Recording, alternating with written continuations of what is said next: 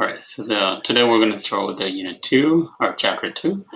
And then first exercise, or first lesson is going to be properties and the operations. So very quickly, so commutative property is basically A plus B equals B plus A in addition. Like it doesn't matter what order you will still get the same answer. Okay, and then commutative property in multiplication, it's AB equals to BA. So what order you multiply them, you'll get the same answer.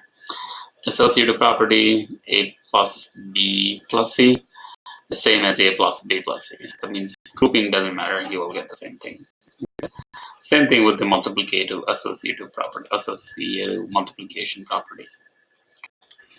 All right, when the question says evaluate, you're going to replace the x with the -7, and then y with the 25.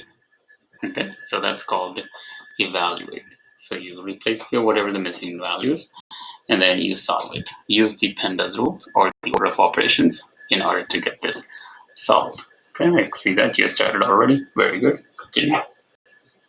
Now I can see that one you did. Which two numbers did you multiply first? Oh yeah, let's actually use my proof. I multiplied 25 and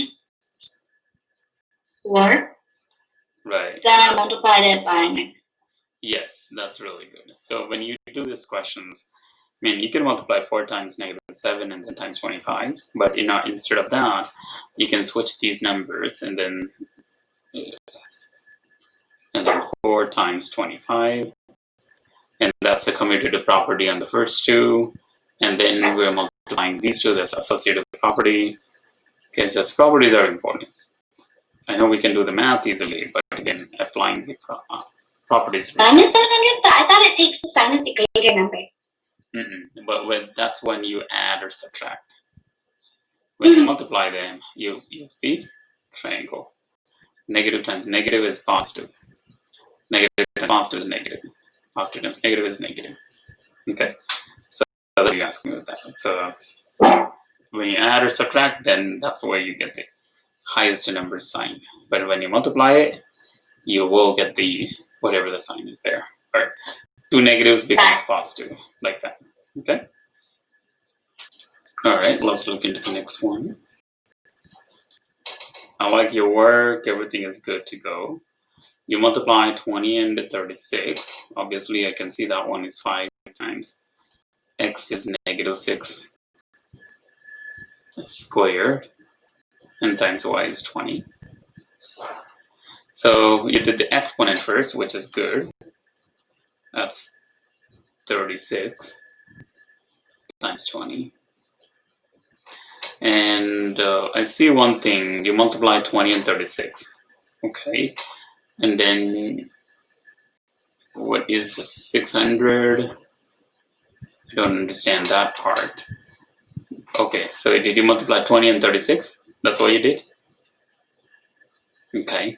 So, but one thing here is you still have the 5 here. Okay. So what you can do is first you apply the commutative property. Wait, I forgot to multiply the 5 with the... Okay. So apply the commutative property, 36 times 5 and then times 20.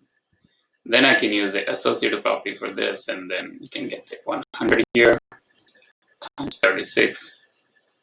That makes the answer 3600. Okay. All right. Similar to what we did right now. This time you have 3 variables: x and y and z. So you have the questions given to you: x squared, y, and z squared. So let's apply it. Evaluate this function. See what you get. Looks good. You square that one first, and then you multiply by y, and whatever you get, multiply by z squared. So there's a mistake in this question. Can you go back and check it? -150. Okay. That's not right, but let's check it quickly. Okay. Now right here, quickly, okay, look at it. So x squared means -5 squared. And then y is 3, and then z is 2 squared. So which numbers? Oh, first multiply 5 times 5. Right, exponents, which is 25 this one. This is 3. And what is this one? 2 squared? 2 squared is 4. 4. Now you multiply it. So probably I go multiply these two first. So you multiply those two, 25 and 4, which is 100. And then times 3. I forgot the square too. Yep. So don't rush on it. That's what it is. Really important is make sure you're doing it right. Okay? Okay, looks good. So when you do this question, basically, yeah, it is. It's like, this at the beginning is already correct, so you don't need to do anything extra. So here, what I'm going to do is I'm going to change the parentheses, like associative property. Okay, x plus 3 plus 6. I'm going to put the parentheses for these two. And then x is alone there. 3 plus 6 is 9. Can I combine these two? X plus 9, can I add them? No, it's because they're not like terms. So that's the answer. And the property I used is associative property. Okay? That's what it is. Next, look at some identity properties. So identity property of addition is basically for any number you add 0, you get the same number. Right? So that's called 0 is called additive identity. Same thing, any number you multiply by 1 or divide, you get the same number. Okay? So 4 times 1 is 4. So that's called the multiplicative identity is 1 and additive identity is 0. Okay? Remember that. Okay? So the unit analysis is like, when you compare things, you have to have the same units on there. Like, for example, you went to Costco. Okay? And then you want to buy some... what do you like from Costco? What is it? Repeat again.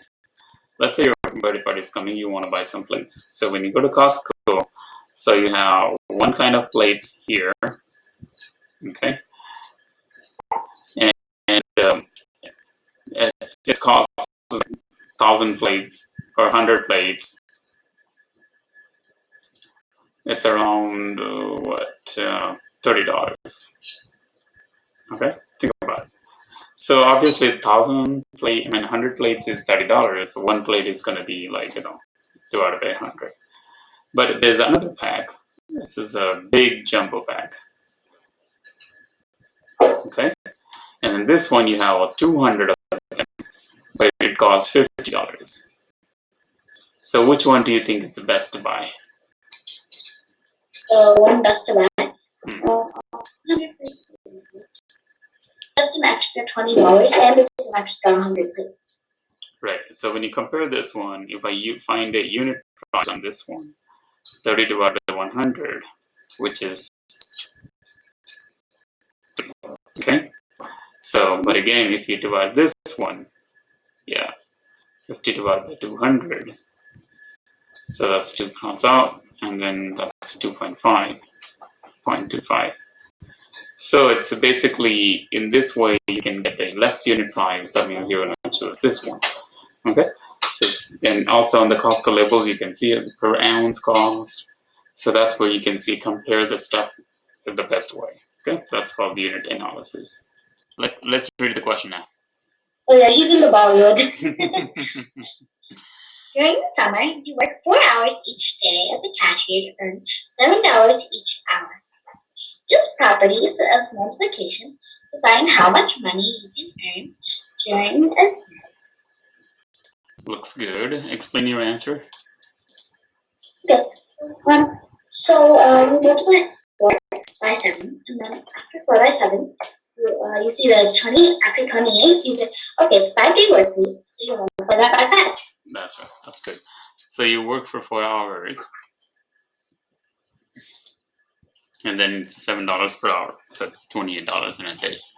For 5 days you work, so times 5, and which is $140. Good job.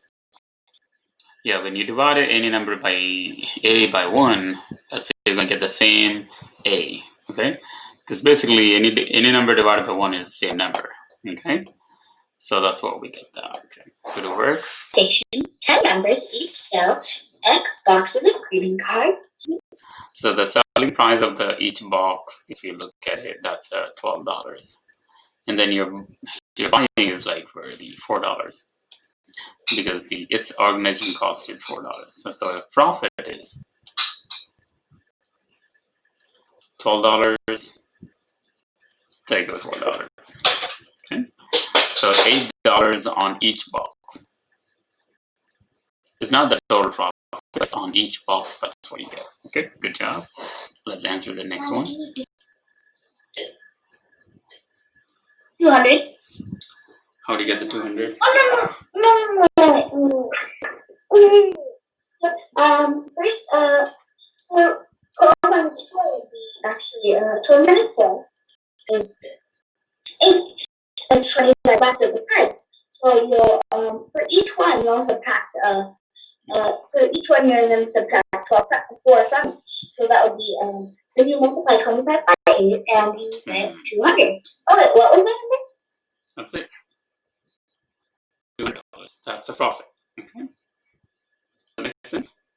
So that's a profit. So profit can be like that type of questions. That's good. This is a really good one. Okay, let's see. That's a good work. We covered most of the concepts of this now. Illustrated by the statement. So which property do we apply to? Associative property. That's right. So when you see that parentheses are switched, then it's associative property. Is it multiplication or addition? That's what you need to look at also. So what do you think? It's multiplication or addition? Associative property of multiplication. There we go. That's right. That completes the question. Very good.